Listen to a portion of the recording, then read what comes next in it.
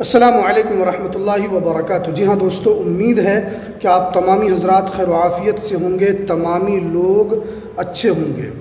बिहार भूमि महाअभियान को लेकर बड़ी अपडेट निकल कर आ रही है और किस ज़िले के अंदर कितना फॉर्म जमा हुआ और इसके अलावा बहुत सारी जानकारी निकल कर आ रही है महाअभियान को लेकर।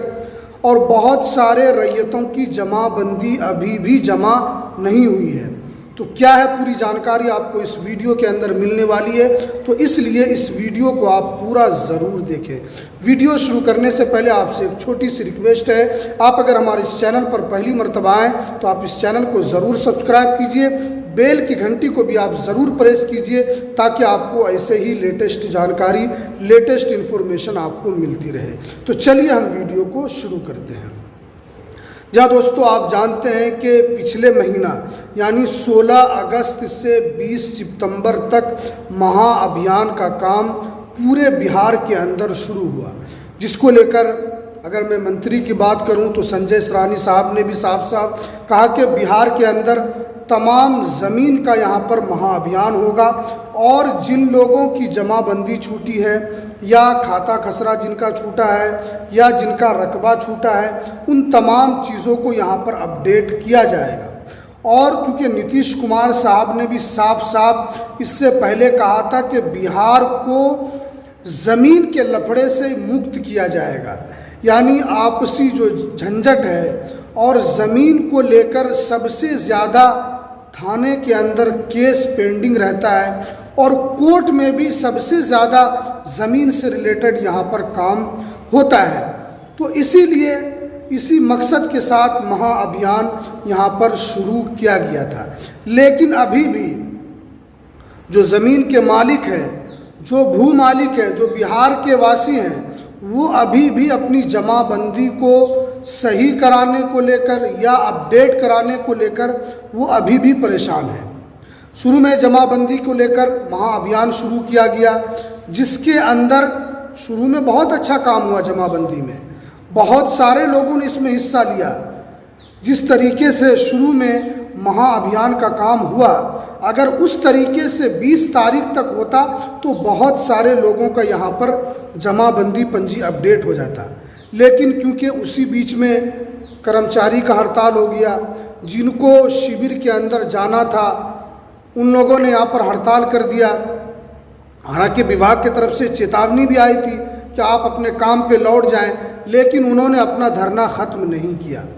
तो इसी की वजह से महाअभियान के अंदर लोगों को परेशानी हुई। बहुत सारे जगहों पर महाअभियान एक भी नहीं लगा। जो भू मालिक हैं उनका यहाँ पर सबसे ज़्यादा नुकसान हुआ। सरकार ने तो ऐलान कर दिया कि आपका काम यहाँ पर शुरू होगा, लेकिन यहाँ पर काम नहीं हुआ। यहाँ पर उन लोगों का काम बिल्कुल नहीं हुआ। और अगर मैं ज़िला की बात करूँ तो यहाँ पर 17 लाख इस ज़िले के अंदर फॉर्म को जमा किया गया, यानी फॉर्म को बांटा गया था, लेकिन सिर्फ और सिर्फ 1 लाख लोगों ने ही यहाँ पर हिस्सा लिया।